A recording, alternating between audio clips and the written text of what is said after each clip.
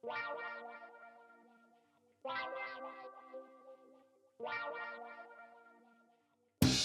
Adventure Jogger, a podcast about trail and ultra running.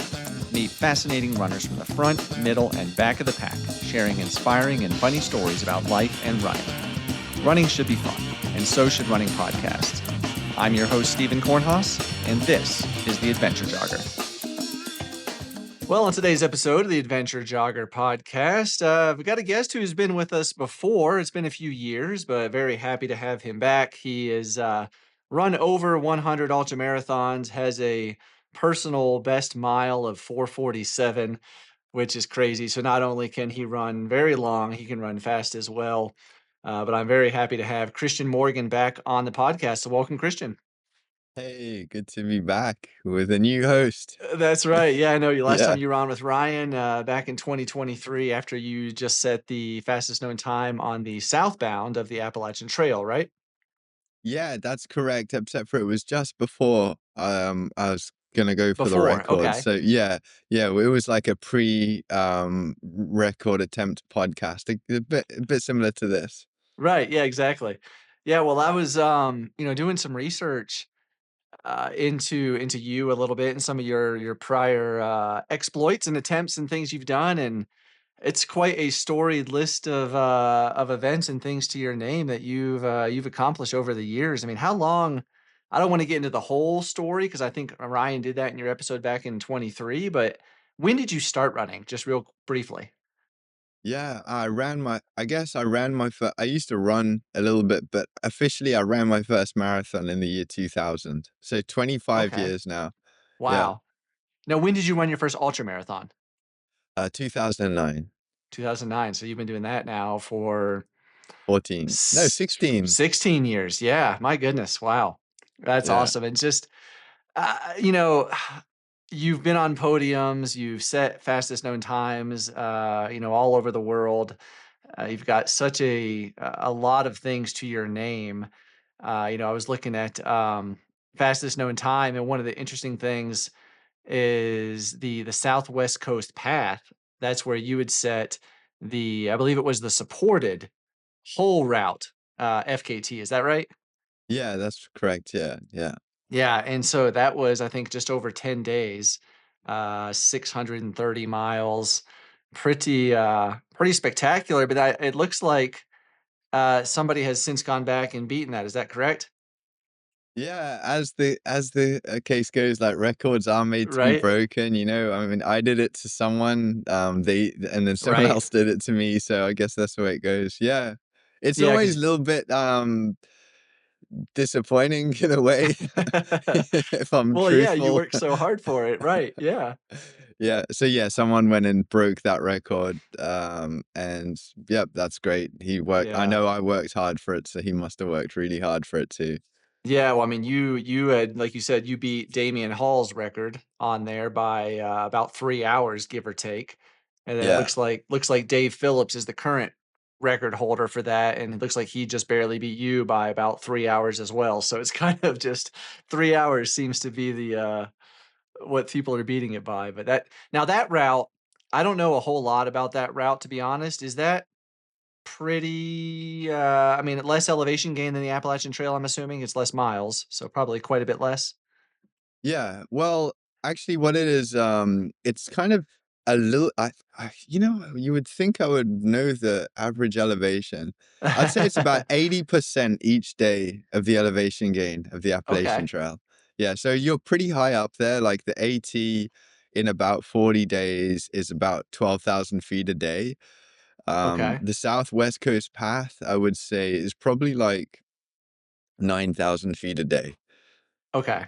But Yeah, but I was doing 100K every day, so 60 right, 2 miles. So, like, okay, I was doing more miles. So, yeah, there's less elevation ratio to distance, but it's a rugged coastal trail, and the cool thing about Dave Phillips breaking my record, shout out to Dave, um, is that he had, like, a kind of a bit of a YouTube thing happening. So he had oh, some cool. crew who were filming him a little bit. These guys were YouTubers, and they ended up filming their experience crewing him. And, obviously, when he came in and when he left the pit stops, you know, the crew meetings. So I thought that was really good. You know, I got to watch that.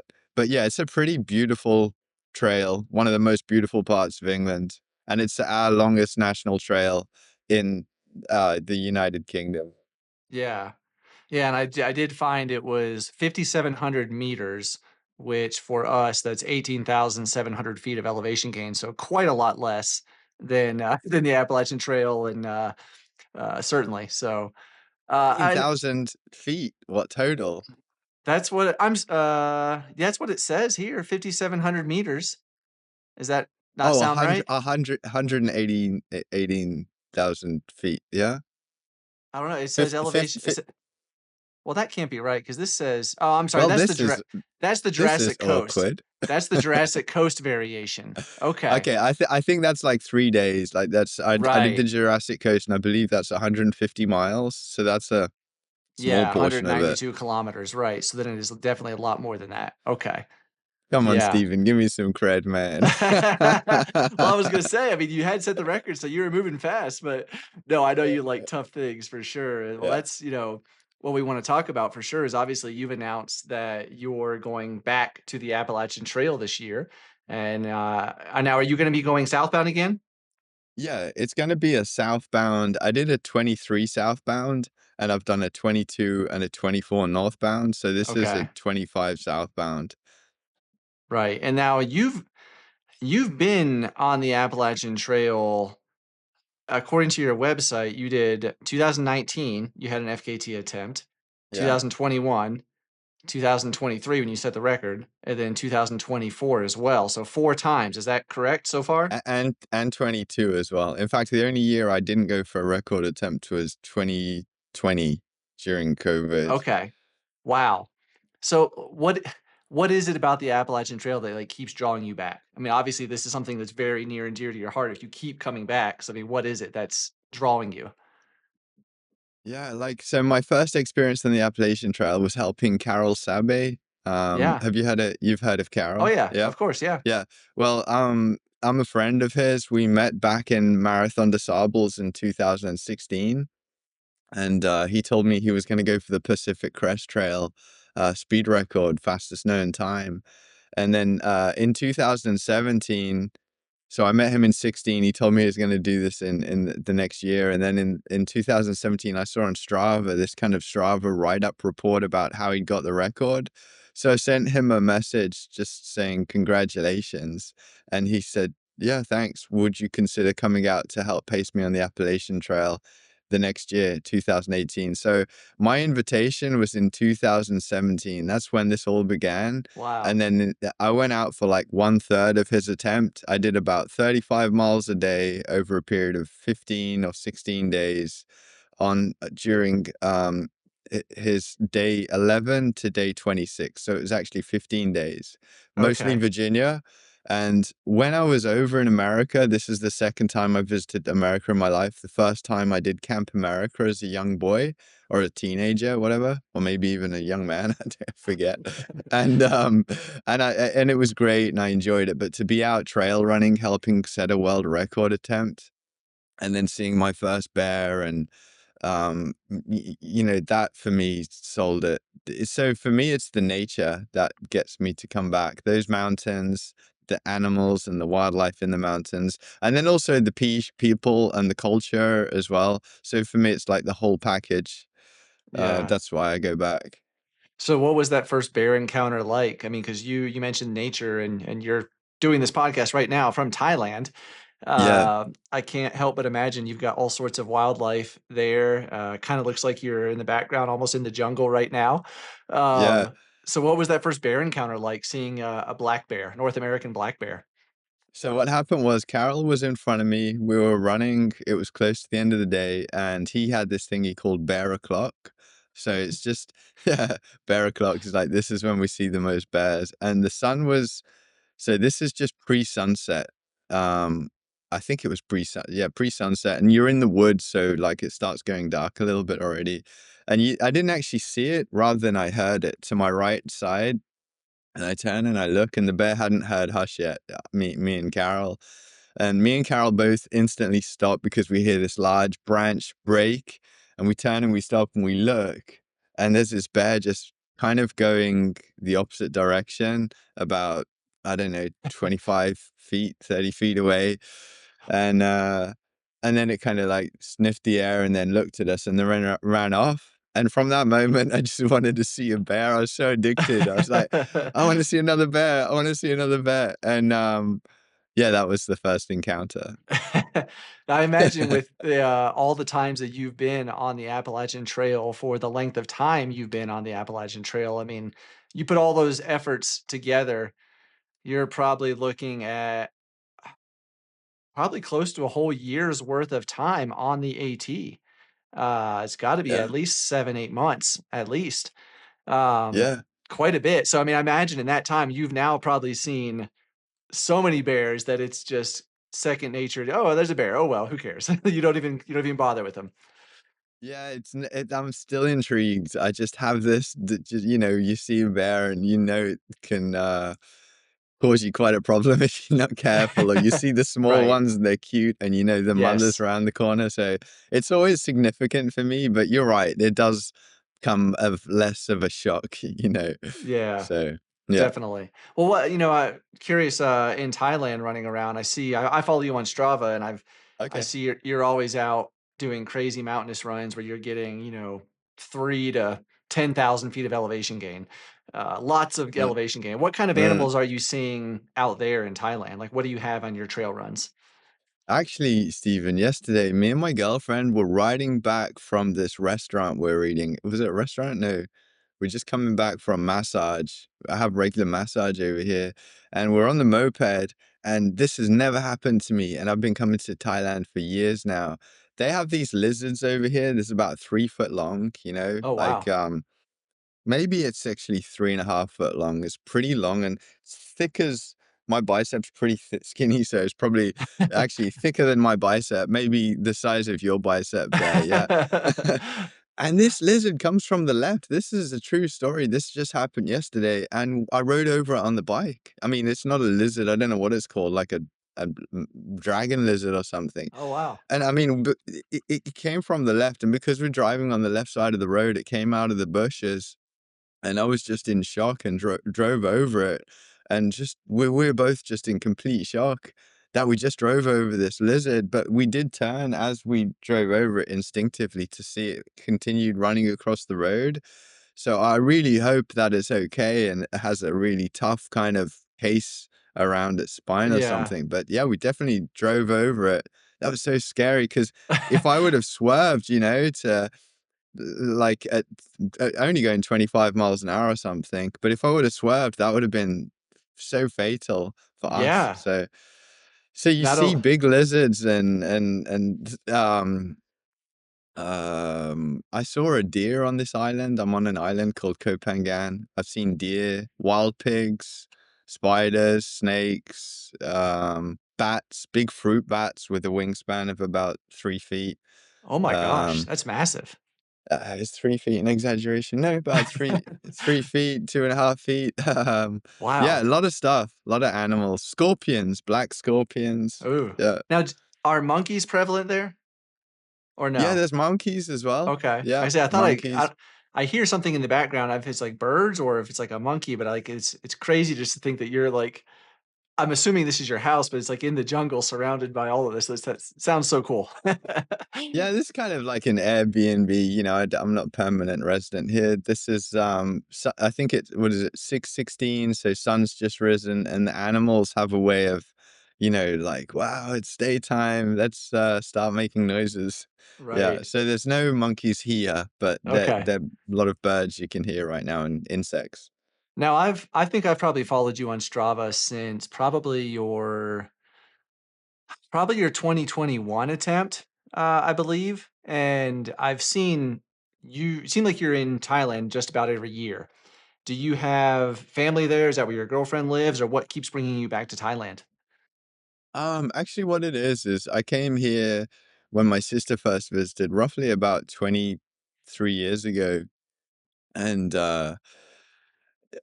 it's just so I come to this island called Koh Phangan, and you know, Leonardo DiCaprio's in that film called The Beach.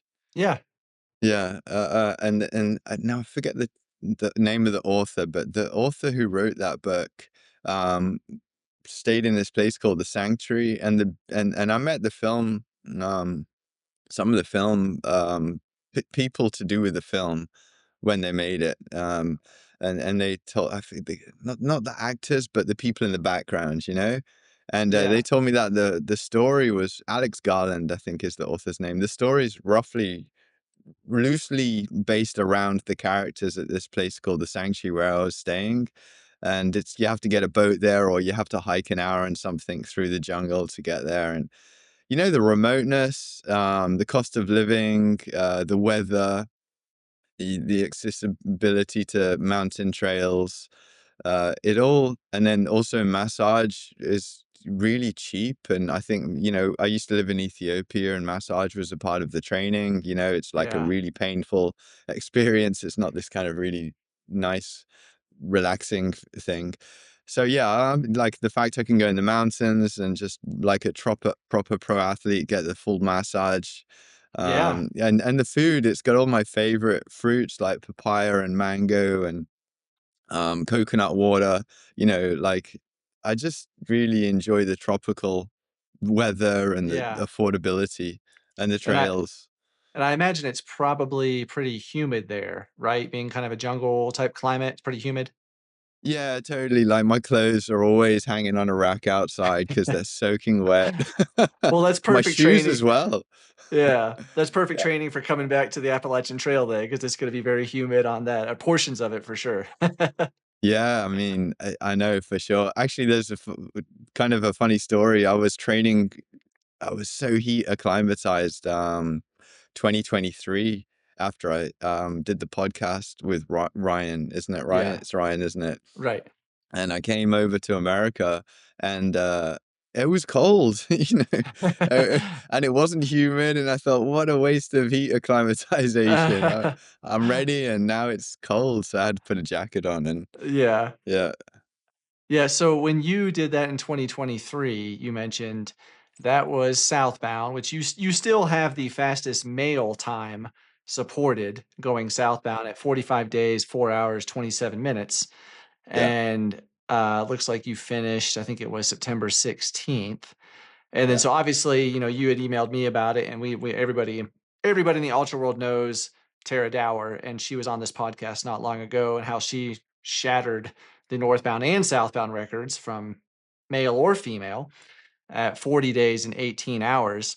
And so obviously, you're coming back this year. You're hoping to set the new FKT overall, the supported effort as well. Was her beating your record, the northbound and southbound records, was that any more motivation to you to come back and kinda light that fire, or were you already planning on coming back here before she even had started her FKT attempt? Who's this Tara? What? Yeah, oh, that Tara, yeah, she's amazing, man. First of all, just shout out. I'm following her like in her races. She just set a course record at Lake Sonoma. I saw that. You She's on know, fire. she did the Black Canyon, was it Black Canyon It was Black 100K? Canyon, right. Even though she didn't win that, that was still course record time, under course record time, Yeah, I think. And then, yeah, she's really blowing up. So really, props go out to Tara, and I'm excited to see her race at Western States as well. I yes, mean, me too. I can't see her not getting a top 10 finish, so she's good for the next amount of years to, you know, keep on returning to Western and kinda Right. do the Western States thing. Sorry, with all that, your question, was I surprised? What was the No, final what question? was her beating your record, Mm, setting the fastest known time, north or south, overall, yeah, male or female, was yeah, her doing that any more motivation to you to like, "Oh, yeah. I gotta go back and beat this now," or was it just you were already planning this and this just happened to occur? No, I mean, I was planning. I've been planning to get the. You ask about wildlife. I just had this wild squirrel jump from that palm tree to the next one. It's like flying in the air. Wow. Um, Crazy.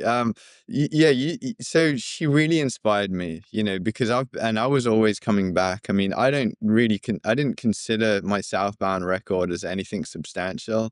That was just me failing to get the overall record. I've always been trying to get the overall record. And what Right. happened in 2023, I think all the bad weather that we got, um, created the southbound as some low-hanging fruit, and I gotta say, I did go for that low-hanging fruit eventually psychologically, and, actually going south, by the time I got to Hanover, I was ahead of so Tara's record last year, if you look at the, amount of time it took, she never got to Hanover in, I think it's 10 days, but I actually got to Hanover in 10 days. Oh, So I was wow. faster than her over the first 10 days, but mentally, I'd given up already on Carol's record. And the difference between me and her mindset and my mindset at the time was she persisted to continue and go ahead and get that record. So, like, I took a lot of inspiration for her, but my goal, pretty much now in life is to go back and set a record on the Appalachian Trail. But for me, a record consists of the fastest time, male or female, north or south. For me, just the Right. fastest time, full stop. Just the I do overall. recognize I had the southbound record, but I don't really that's not what I was looking to do. So I was hugely inspired, impressed, motivated, and um, yeah, yeah, for sure, Oh, impressed by her. yeah. Well, I mean, since you've done this so many times now on the Appalachian Trail, you've set the FKT, you've made so many attempts. Uh, how has like your training evolved since your first attempt on the Appalachian Trail to what you're doing right now for this upcoming attempt? So I think if you look at my training physically, I did more physical training. I did more longer back-to-back runs.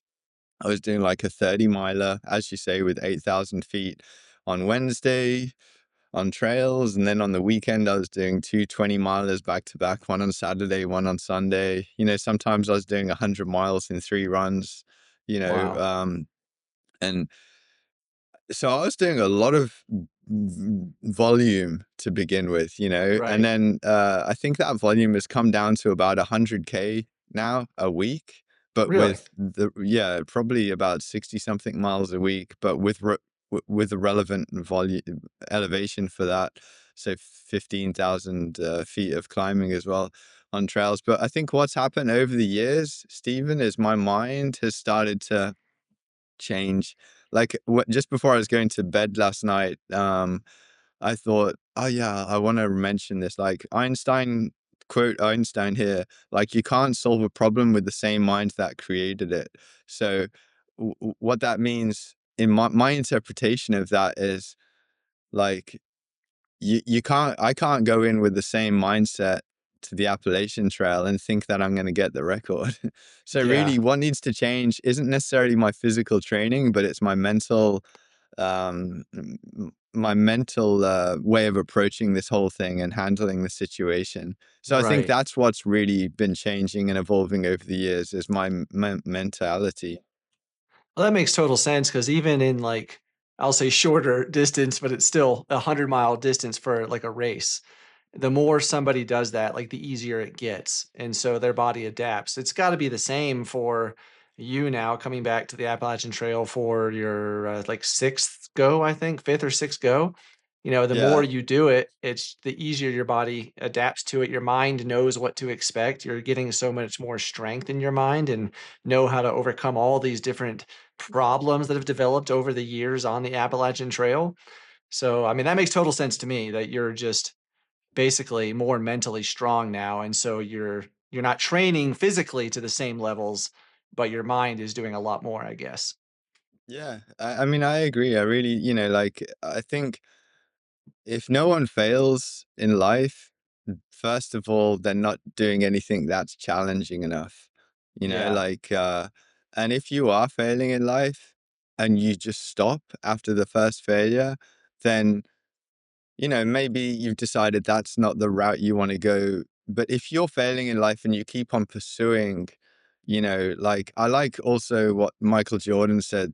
I've missed, and I forget the exact number. I think he said I've missed 3,000 shots in my career, you know, or I fail over and over and over again, but that's why I succeed.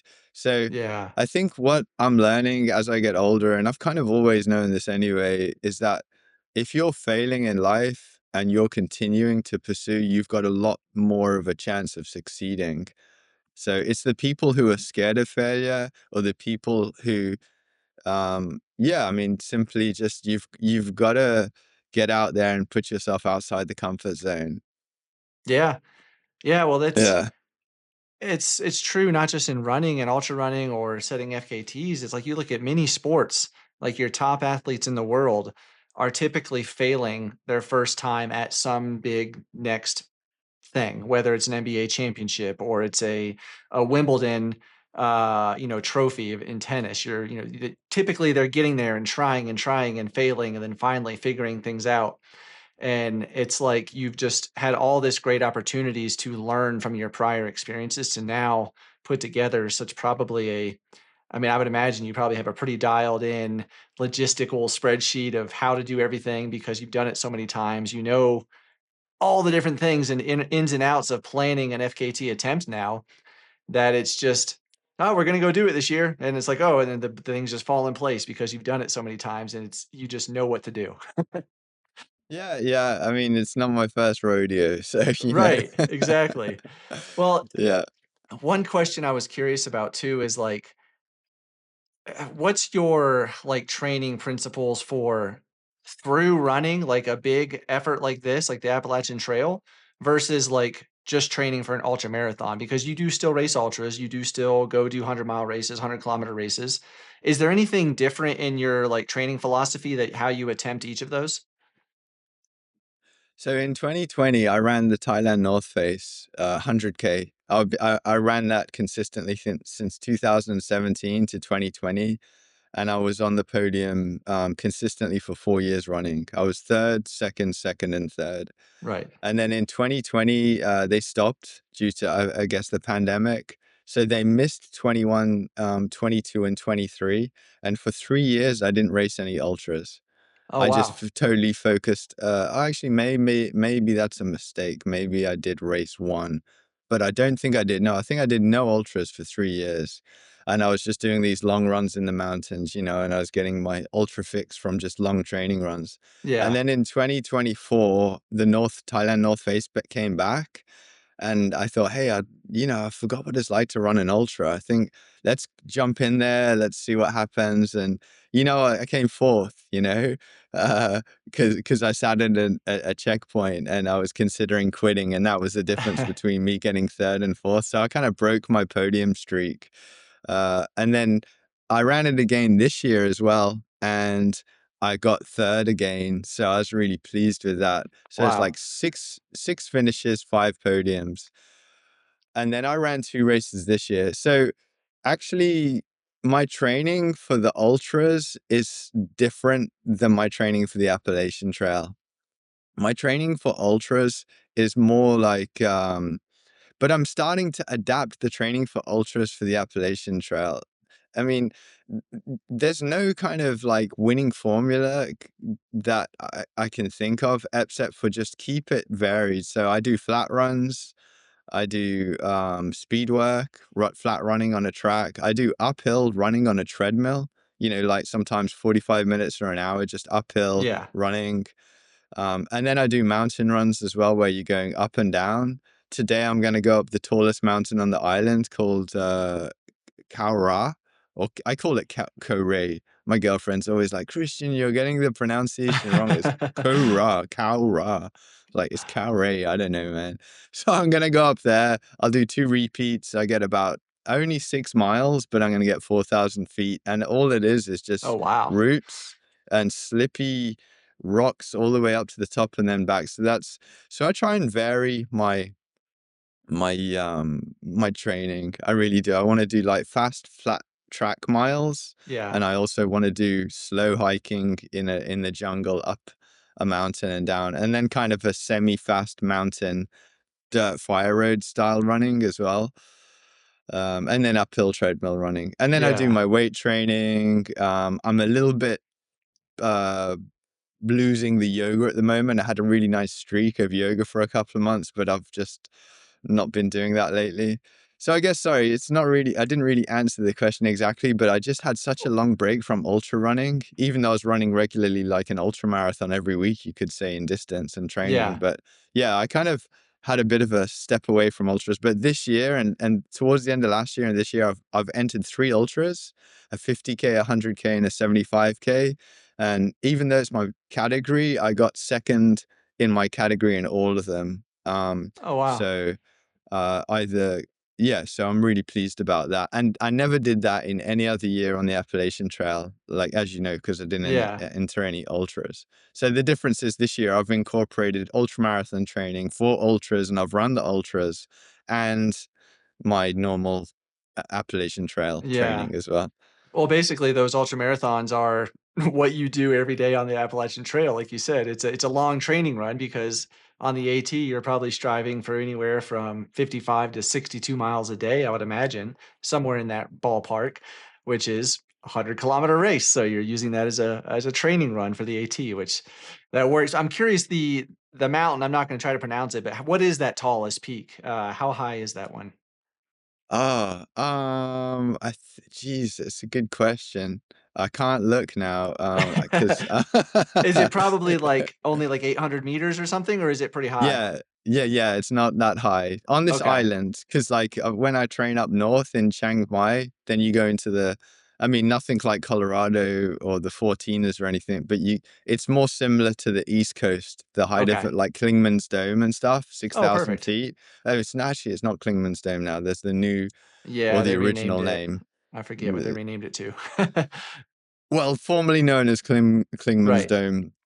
But yeah, I set the fastest time the other day on this mountain, the other week. I came back, and it's always a test every time I come to the island. This Polish runner with like a 860 something UTMB index had the record, and I tried to beat it in 2023, and I couldn't. And then last year I had to go, and then this year I came, and now I took it sub 29 minutes from the bottom to the top. Wow. And yeah, I'm just really pleased with that. So I feel, as well as like the mental training, I feel more physically fit, than I've ever actually been before as well. So is that like 3 miles? Because I know you said 6 miles, so I'm assuming 3 up, 3 down, and 2 It's a 3 mile round trip. So I'm doing two okay. repeats today. So you'll go up and down, and you'll get 3 point something miles. So Okay. the actual up segment's about 1.6 miles, and it's 2,000 feet of climbing Wow. And you did that in over one. 29 minutes? Yeah, but I mean, I'm telling you, it's like you're That's climbing insane. rocks, No, that's quick. That's very yeah. quick. 28:55. Yeah, I just Wow. got the Strava segment, and I was so pleased. I couldn't believe it, and I got to the top, and I lay down, and my chest is just pounding up and down. I'm like, am I gonna have a heart attack, or am I gonna get, and Yeah. yeah, I was so pleased about that. Well, have you ever been to Colorado and, tried the, Manitou Incline? Man, listen, I have not been, but I totally want to come. But you're on the East Coast, aren't you? Or No, are you out? I live in y- Colorado. I Oh, you're live out I west. live in Colorado Okay. Springs, so I actually just did the incline yesterday with my family. Oh, so what Yeah. is, I think I saw it. There's a YouTube video, isn't there, about that? Yeah, there Not is. from yesterday, but I've got plenty of them from doing the incline. Yeah. Well, not you, but someone made it. It's this Oh, yeah. historical route that people test themselves Oh, on. yeah. And I think, yeah, I've seen It's, the uh documentary. It's amazing. it's like 9/10 of a mile, and you gain 2,000 feet of elevation gain. So the steepest part is like 69% grade, and it's all Man. stairs. It's all Yeah. stairs, but th- they're not like normal stairs. Some are like, 2 feet tall, and Irregular. some are like 5 inches narrow, and yeah, but so it's I think the fastest time going up is like 17 minutes by, I believe, Remy Bonnet. So Wow. Yeah. it would be awesome to see how you would stack up to that with those kind of climbing legs. That'd be cool. Yeah. Wow. That's crazy. How about you? Have you gone for a segment on there? My fastest was before surgery, and it was 33 minutes, which is a lot slower than Remy. But most people say like if you get under an hour, that's pretty good, and if you're under 45 minutes, that's pretty darn good. So I'm happy Yeah. with it. I want to get under 30 minutes, but since my surgery, I'm still stuck in that 45-minute range. I haven't been able to get back to it yet. Oh, okay, But, yeah, I'm sorry, sorry to hear, but I didn't know about that, so, no yeah, but that's worries, but pretty awesome. Yeah, I did see the YouTube video, and, yeah, it's it's it's pretty it's impressive. based yeah, what's it called again? Remind me? The Manitou Incline. Yeah, the Manitou Incline, yeah. Yeah, Yeah, you and need to so when come. I come to Colorado, I'll have to go and catch a coffee with you, Yeah, absolutely. and Yeah, you can we'll go take do me it. to the trail, and we'll do You could it. probably do 2 repeats by the time I do 1, so we'll be good. Alright, yeah. Well, you talked a little bit about the training for how you're kind of approaching this, with the maybe more less miles and more just what you've learned over the years and your mindset has changed a little bit. But is there one, like, if you could pinpoint one specific thing that you're doing differently this time, is there something that you're doing differently, or are you kind of approaching it the same way? Totally not approaching it the same way. So what I'm doing everything differently. What I'm one of the things I can pinpoint that I'm doing differently is I'm reaching out to the community, trail runners, and recruiting as many paces as I can. Yeah. Because in a typical attempt, now I've attempted this many times, but I've actually finished the trail twice. And during those and last year I ran just under 2,000 miles. So like it's 2.9 times you could say. So in all these attempts, say what 6,000 miles, I've probably only had probably about 500 miles of pacing. Oh, really? Wow. Or during one attempt, let's say the trail's 2,200 miles, I've only had paces for, say, under 200 miles. So I've run Wow. 2,000 miles alone, which means on the nights that I've had to camp out, like especially in the Smokies and up in Maine, I've always carried a heavy, like a self-support style backpack. Wow, So what I'm okay. doing differently this year, so I'm reaching out to the community like via I made some Instagram posts, and I just started looking for Facebook groups along the East Coast because I want trail runners to reach out to me, send me an email or something, and I'm recruiting pacers and help on trail, like people who can hike in instead of camp up if I'm sleeping out that night, so I don't have to carry in my own stuff and set up my own tent. So that's what I did, like in the previous years, like in all the years, like even when I set the southbound record attempt, I've carried in my own tent, I've set my own tent up, I've packed my tent down, and I've carried it out. And like, I can go a lot faster if I get the support. So that's what I'm doing Certainly, differently this yeah. year. Wow. Well, Yeah. where could people go to, like, send you an email to maybe they wanna help out if they're somewhere near the Appalachian Trail? Yeah, I guess the best thing is just to email me, if you want to share my email in the show notes, it's Yeah, absolutely. christianultra@gmail.com. But Okay. if people want to find me through social media, I'm on Facebook. And I think it's Kristian Morgan with a K. Yep. I'm also on Instagram. Um, Strava. and Strava, of course, yeah. So Yep. like all these social media platforms have in some kind of form of instant messaging or direct messaging, and Yeah. yeah, you can just reach out to me that way, Okay. and I'll answer the email. Yep. Well, you sort of got to a question I wanted to answer, or I wanted to ask you a little bit, was how, like, are you hoping to approach it this year where maybe you have a specific spot that you're trying to rest? Like, let's say you're going to run specifically 55 miles this day and you're going to stop here at this road intersection and camp. Or is it going to be more, I'm going to run as long as I feel good, as far as I can, and I'll stop when I can? Or is it more scheduled, I guess I should say? Yeah, I mean, it's definitely not scheduled yet. Yeah, there's a reason that John Kelly. You heard of John Kelly? Oh, yeah, of Yeah. course. Yeah, I've interviewed him before. Okay, so he's going for the record this year. Yeah. And he's starting in May, I believe. Now he's going Uh, northbound though, right? he's going north. Yeah. Okay. Yeah. But the record's the record. Like I said, north, Sure. south, man, woman, record is, the Sure. fastest person in the world to complete the AT, regardless. Yeah. So whatever. and I really think he has a great chance of setting a record. He said he wants to move like Carol Sabe and sleep like Tara. And if he does that, I think we're looking at 36, 37 days. Oh, wow. So yeah, because if he does that, we'll see.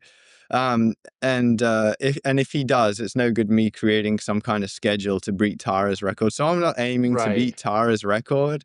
What I'm doing is I'm aiming to beat the record the day I step on the Appalachian Trail, Okay. whether it's John Kelly's, Tara Dower's, and sorry, it's someone over there on the right. No, So that's no yeah, worries. so actually Warren Doyle is an 18-time completer of the Appalachian Trail. He's also the person behind the Appalachian Trail, or the Appalachian Trail Folk School in Okay. Tennessee, Mountain City.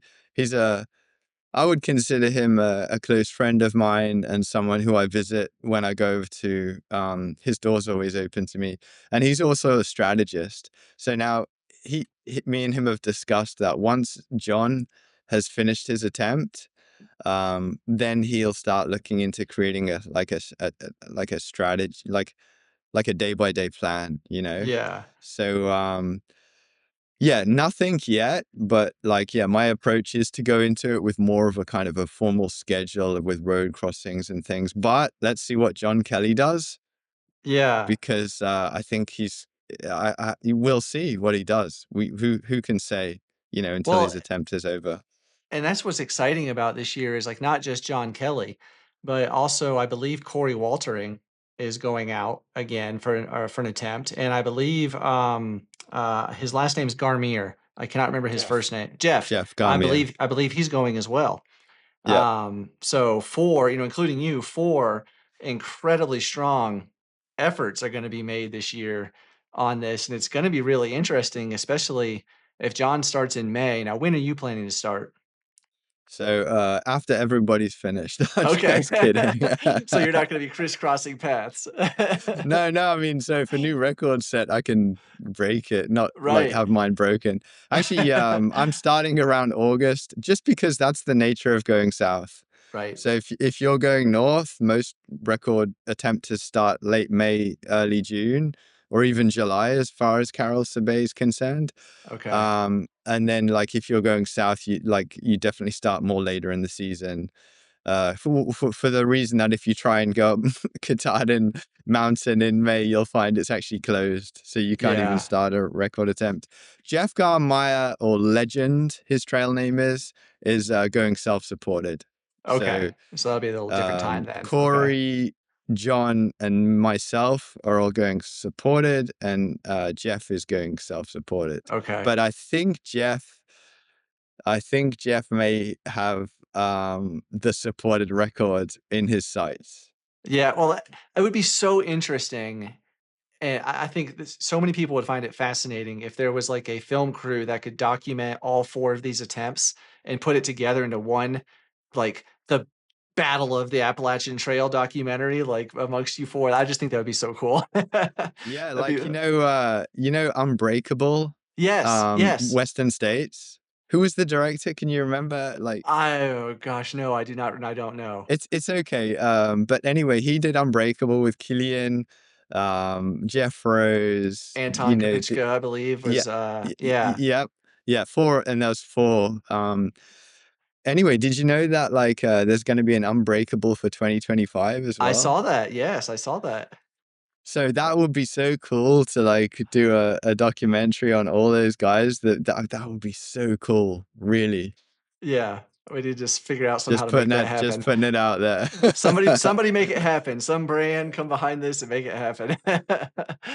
Um, well, what, are you so if you're hoping to leverage the community more this time and have pacers, more crew, are you going to have like a camper van support vehicle that's gonna kinda go around as well and maybe, have some place you could sleep more comfortably than a tent? So in 2019 and 2020, sorry, 2019, I had a tent, same style as Carol Sabe did it. He had a Yeah. tent set up outside. 2021, I'd purchased a roof tent for the camper van. Tacoma. So Iceman, I can't carry on talking Yeah. without Iceman, my crew. So gun section and Iceman and my crew. And Iceman had the roof tent on top of his Toyota Tacoma. So for me, the roof tent is actually better than a camper van because you're still outside. So you get all that fresh air. You know, when sometimes you're in an enclosed vehicle, you've got that humidity, Right. the lack of flowing air. So in the roof tent, what I love about that is you've got these two big mesh windows either side of you and in front of you, in fact, and all this fresh air is coming in. You've got the orchestra sound of the crickets outside. Um, and it's just and it's also like a mini double bed. So it's a super single bed for one person. That for me is the best. Climbing up and down the stairs is not a problem. It's just, part of it. So I love the roof tent. So I hope, Iceman is going to start out with us this year, in Maine, and I've asked him if he'll be at the finish if I'm on record pace as well. And he lives near the middle, so hopefully he'll be there in the middle as well. But he's not with us for the whole attempt, so that means that roof tent is not going to be going on his Toyota. It's going to go on the rental vehicle that we usually rent each year, and gun section will be driving. So I guess the benefit of that is the rental vehicle isn't as higher, much ladder to climb up as the Toyota Tacoma, so less ladders Yeah. to climb. So yeah, no camper van on purpose. Also, Speedgoat Carl Meltz has always advised me don't go with a camper van, even though it kind of worked for Tara, because she had her own van. Right. So yeah, that our thing will be rental vehicle with a roof tent, unless I am going to be working with a brand this year. I'm not allowed to Okay. say who yet because the contract hasn't come through.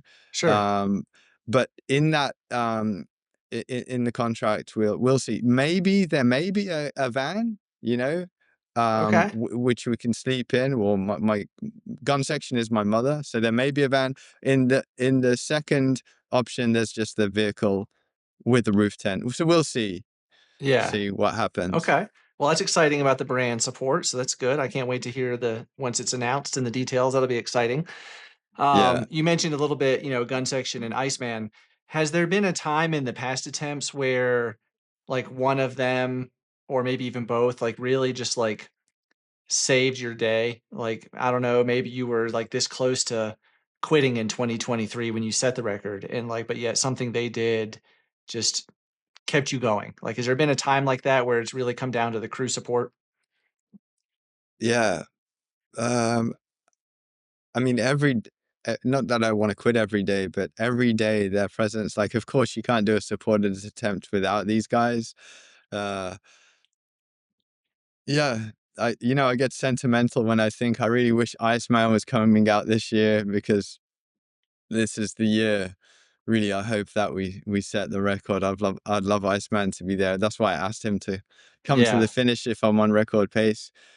So just I like Iceman, I love him dearly, with the way that okay, so the thing about this is, even though I've not been getting the record over the past, I don't know, 7 years, and I've had these failed attempts, but what's happened is, I've built these relationships, and people who have come into my life who I'd never met before, like Iceman, for example, have just enriched my life that you can't really call it failure, So Yeah. without the Appalachian Trail and without the failure, I wouldn't have met these wonderful people along the way, this whole community already that exists.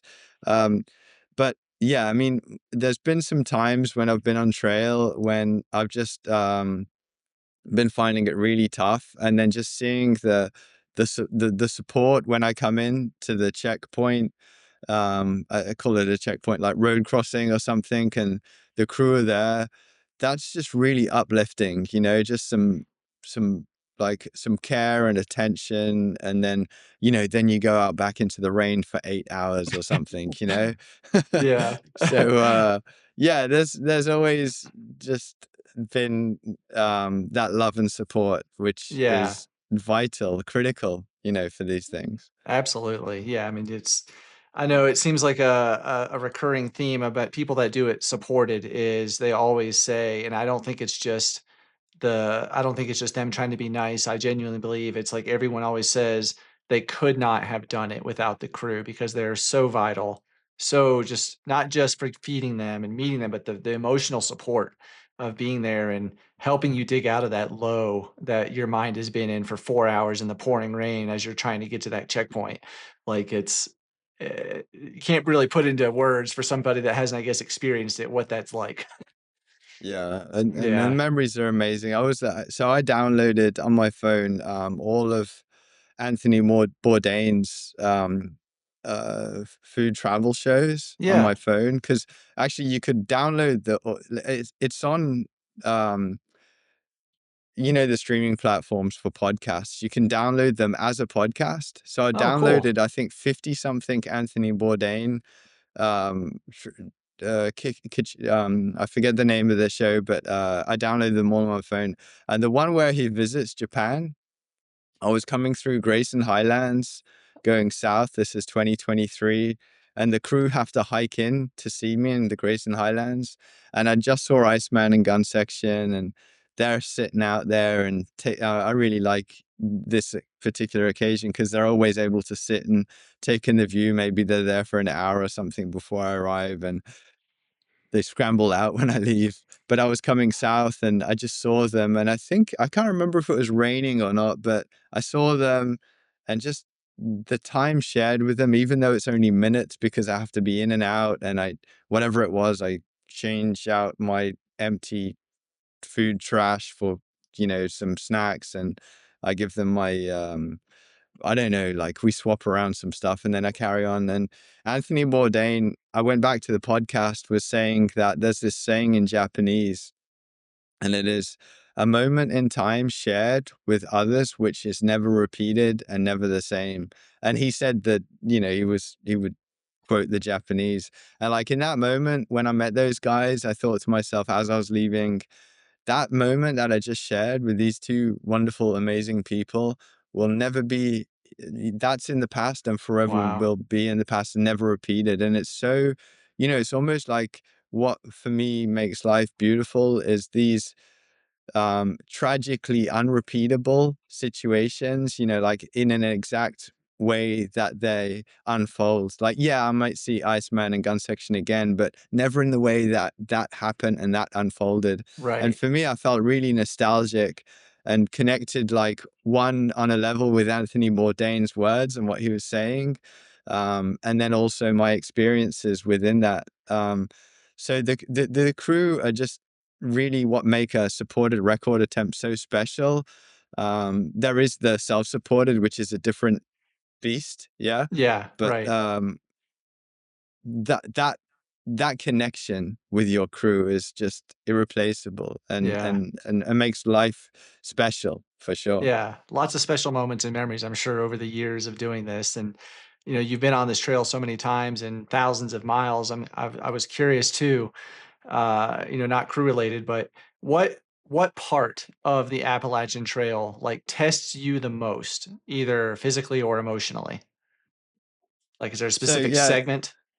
I'll try and answer this question because I keep on going off on a tangent and then I give an answer to a question which isn't even the question you asked.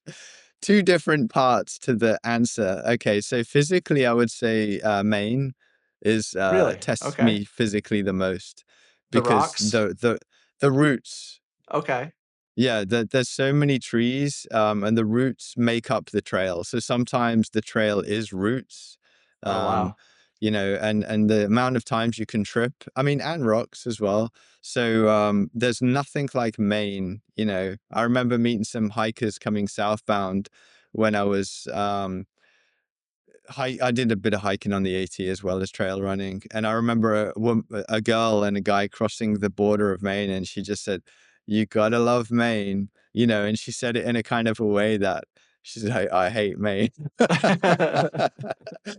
So yeah, physically, for me, the toughest state is Maine, and then emotionally, I have to give a different answer because I've had all these years of experience on the Appalachian Trail, helping Carol, going north, going south, um, that every time I've come to a challenge and it stopped me, I got stopped in Hot Springs twice, 2019 and 21. I didn't get the record in 22, but I set the second fastest time north. And I had a tough moment where I got off trail. And 23, I had a tough moment where I got off trail because I had like some kind of shin or calf thing. And I spent a night in a hotel. So when I went north last year, and I got to these parts where I'd faced some difficulty emotionally or physically, that would emotionally bring up something within me, and I would pass through that time of difficulty from the past Right. with ease, So like everything that had stopped me in the past up to this point, I passed through. So that was just really special. It's like, getting to a point where there's been something traumatic happen and passing through it and thinking, wow, I just came past that. Warren Doyle made a comment to my social media when I got through Damascus in 2022. Yeah. And I was ahead of record pace and I didn't stop because I'd stopped twice in not Damascus, sorry, Hot Springs. And Warren Doyle commented, Kristian just got the monkey off his back, because like, so that's just one small example of kind of traveling down the trail and passing um, stages of the trail which had stopped me or made it difficult for Yeah, me in the past. And they're the emotional parts. And that's from the start to the finish. right. Well, I was curious, you said you stopped twice in Hot Springs, North Carolina. What was the reason for those 2 stops?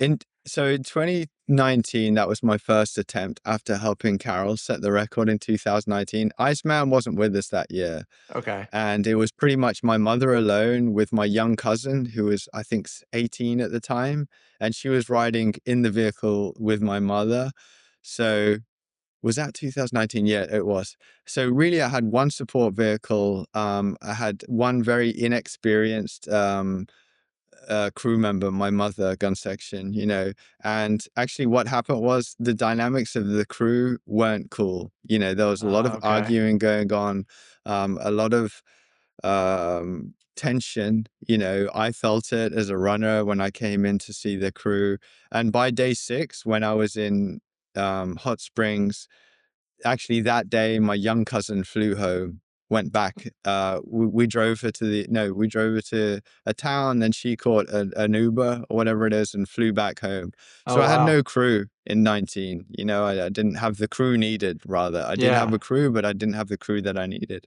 And then in 2021, it was a physical injury which um I could have overcome. So in my opinion, it was mental weakness.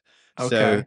mental weakness, unable to take the physical pain, because what happened in 2022 was I got to the same point that physical injury stopped me, and I had the similar feeling in my groin, and I just went through it. I bulldozed through it mentally, and it never came back. Oh, So what wow. stopped me in 2021? Um, Tried to raise its ugly head in 2022, and I just mentally went through it, You and beat actually it. it went away. So Nice. it's like I realized, so it wasn't physical. It was, but you could have gone through it. So that's Yeah. what stopped me in Hot Springs. Yeah, Okay. Well, twice. you talked a little bit about some injuries and then, mental, battles there, but are there any, like, obviously, this is, August when you said you were looking at starting, so we're still several months out, but knowing what you experienced in the past and how your training is going, are there any specific, like, body parts or injuries that you're, like, being very proactive with now to protect when you do the attempt? Yeah, so I'm doing strength training. I think running is like your cardiovascular fitness, and yeah, that's what running is, isn't it? Sure, yeah. Cardiovascular fitness. But the strength training that I'm doing is like, um, but at the same time, like you take Scott Jurek as an example, he didn't do a lot of, I don't think he did a lot of volume in terms of distance for his 2021 attempt. So he set the record, he broke Jen Farr Davis's record in 2015. That's right. He broke a record, and he was the Appalachian Trail record holder. However, in 2021, Scott also, as well as myself, had a failed southbound attempt. Right. And Ryan Van Duzer does a very awesome job of capturing that on YouTube. Yes. And and I listen to a lot of pre-record attempt podcasts. In fact, I think he only did one maybe, so I listened to that one. Um, with the hiking Viking. On with another guy, Zach, who did a podcast with Scott, and Scott said he did loads of strength training. So that didn't work for Scott because Scott got an injury going south, coming out of Maine in his quad, and he couldn't recover from it. Yeah. So I'm not saying that strength training it obviously didn't work for Scott, you know, but so I don't think strength training alone is going to fortify my body. However, yes, I'm Yeah. doing a lot of I'm attaching the cable to my leg. I just did it yesterday at the gym. It's really awesome. So attach a strap around my ankle. Yep. Like Uh-huh. around my ankle. And like I do all the directions the leg can Okay. go. So like Sure. I raise my knee up. So you know when you're like running forwards. So I'm resisting against at that top point the cable is behind me. And then I kind of, you know, like a footballer would kick the ball to the side. So I do across the body. And then I do like imagine a karate guy like does a roundhouse kick. I do Okay. the cable away from the body, and then Huh. finally I face the cable and I kick my leg away from me, and the cable goes underneath me. So I'm training the adductor, the Right. abductor, the hip flexor, and the glute. So 360-degree um, movement with Right. resistance. So like runners, when they move, they just move forwards. They don't even go backwards or sideways unless there's a bear, maybe. And what I'm trying to do is I'm trying to strengthen the glutes and the muscles on the outside and the inside of the legs. Right. So so that's what Well, I'm strengthening. Yeah. yeah, I know you're a coach as well, a running coach. I'm a coach, and I Yeah. think it seems that's one of the things I've noticed is that seems to be one of the muscles that most people forget about and don't train Yeah. is the adductors specifically. Like those Yeah. seem to be incredibly weak on a lot of runners, and Yeah. training that is, yeah, I think that'll pay big dividends for you doing that 360 rotation, just getting everything, that whole trunk. Yeah. That'll be Well, nice. I call it like big girl butt exercises, because like the girls are always in the corner of the gym doing the cable and they've got these Right? huge glutes, you know, Yeah. and it's pretty impressive. I think you could stand a can of Pepsi on one of the back of the glutes. And then you've got the guys like roaring into the mirror doing bicep and chest. And I Yeah, don't right. need a lot of bicep and chest on the Appalachian Trail, but those glutes going up mountains come in handy. So I'm doing my big Yeah. girl butt exercises, you know? You know what would be funny is, like, we need to convince one of those big girl butt gym goers to, like, go do an ultra and see how, like, strong they are. They could probably crush it. Yeah, that segment you told me that you went up yesterday. Right. The Yeah, they got incline, to go and do yeah. that. 16 minutes, you know. Sorry, Right? Remy, but you know, your butt's not big enough. Yeah, right? Um, I guess trying to bring this around now. So you're doing this in August. Your goal is going to be whatever the current goal is to break it. Either, Mhm. doesn't matter overall, break it totally. Um, with all this time that you've done on the trail, thinking back in preparation for going forward, what's like something that you learned about yourself through all of these attempts that you didn't really expect to learn? Yeah. I know it's more of a deeper question Actually, and no, no, it's like actually, so every time I've gone to set the record, I've always believed I can do it. And I yeah, haven't set the record yet. So I'm weaker than I think. And every time I've encountered the weaknesses, um, and I've gone back, those weaknesses are not there anymore. And I've proceeded on to the next stage. It's like a computer game. You know, you yeah, get to level one, you fail, and then but after a couple of years, you're at level nine, and level 10 is the end of the game. So I feel like right now, holding the second fastest time north, currently, and the second fastest time south. I'm at level Yeah. 9 or 9.5, and the end of the game is level 10. So I've stumbled along the way and revisited that part and found the strategies to get around it.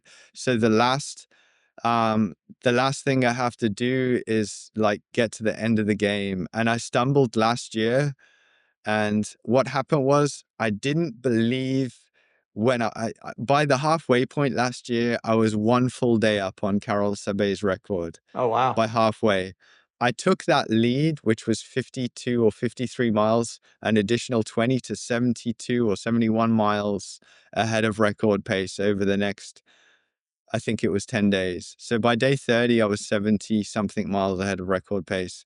Then I started to lose um, my lead until day 38. I was head to head with Carol. Oh, And waking up on day 38, head to head, if I would have been smart and I would have strategized, I could have set the record, but I didn't believe I could set the record. So I quit. There was nothing. Okay. Yeah. I had some physical, I had some kind of like behind the knee, above the knee, some kind of like tendonitis stuff. uh-huh. Um, because of my own fault, I'd pushed up a climb quite emotionally after some of the crew made a mistake. So my lessons going back are just not to control my emotions, because mistakes will be made. And if I Yeah. want to get all emotional about it, then I'm going to jeopardize my record chances of getting the record. And the other thing is like belief. I need to have that Tara belief. Yeah. Tara didn't believe she could get the record. In fact, I think it goes beyond belief. I think it turns into trust. Tara had the trust in her crew that when they told her she could get the record, she just said, okay, I'm going to go forwards. Maybe she didn't even believe it herself, but she believed the crew. Yeah. So I need to have that lack of emotional. I need to not be too emotional with when mistakes are made, and I also need to let go of my um, self and just trust the crew to get me to the record. Yeah. So for me, I think that's the missing piece to set the record. Okay. Well, other than the Appalachian Trail, you've got all this experience, all the bonds and memories with your crew and just the training, the space, you're prepared for that. What what comes like so let's say you finish in September at some point, you set the fastest known time. What's next? Like, is there another trail that you've been eyeing that you've been thinking, like, are you gonna go try the Pacific Crest Trail? Are you gonna go try, run across New Zealand or something like that? Is there something else that's kind of in the back of your mind, like, once I check this Appalachian Trail check mark of getting the FKT, you can move on to something else? Or is the AT gonna kinda always be that you wanna come back every year regardless and just keep coming back? No, I really do want to take a break. In fact, I'm really attracted to the bike packing routes across America. So I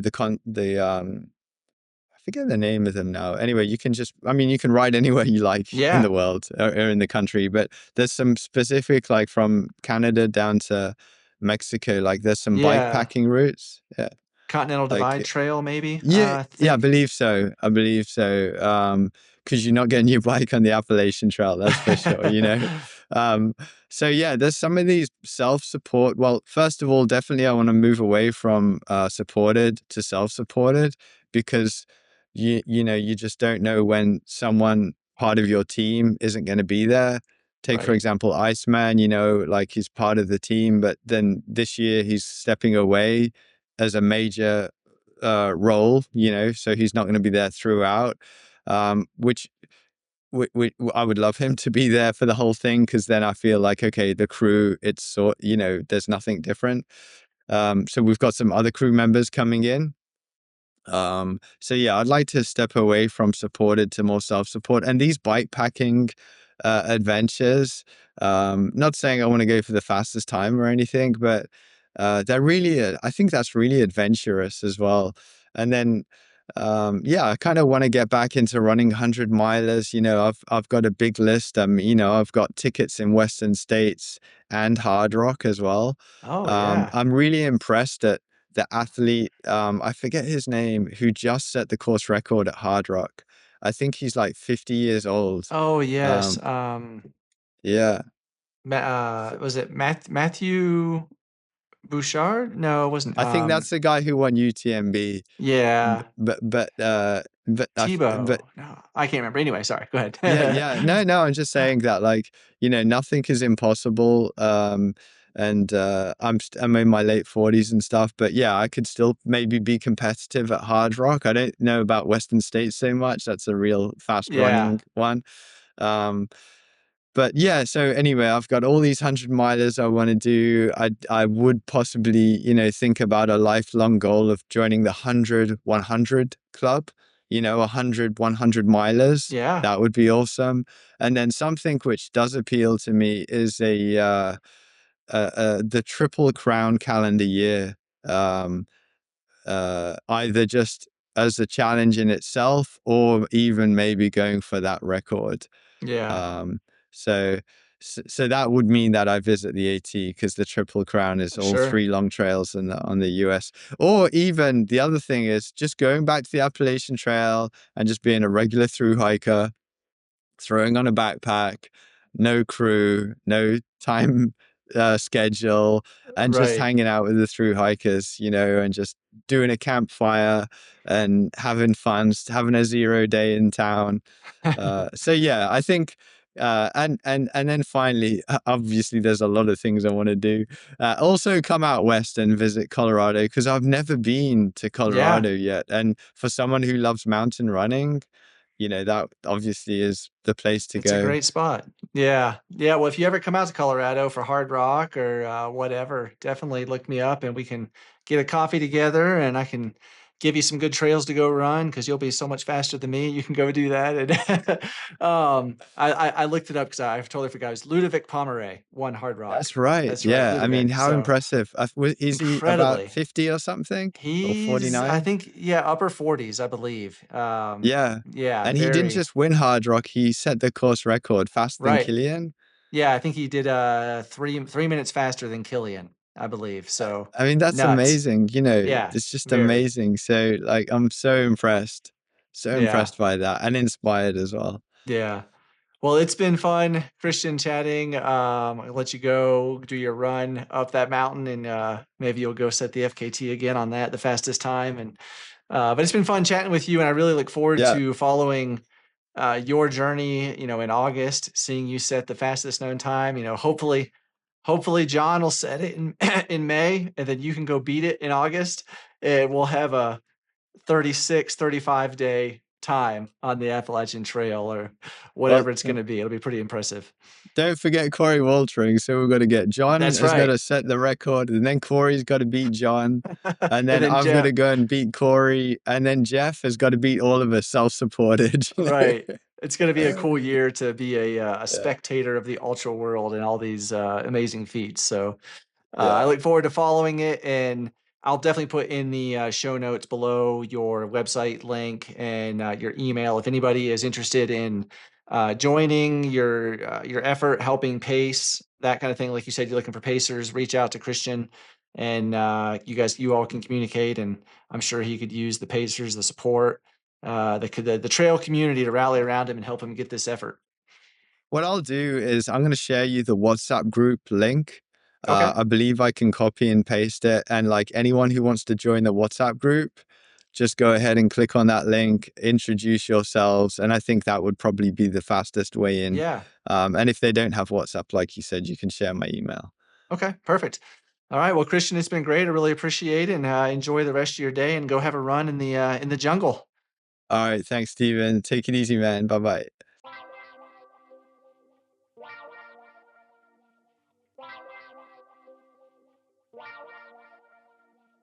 If you enjoyed this episode of the Adventure Jogger, please consider joining our Patreon and be sure to follow us on Instagram, YouTube, Facebook, and TikTok for more content like this. Without your continued support, we would not be able to produce this type of content. So thank you so much to everyone that has listened, followed along, subscribed, liked, commented, you name it, donated on Patreon. Thank you.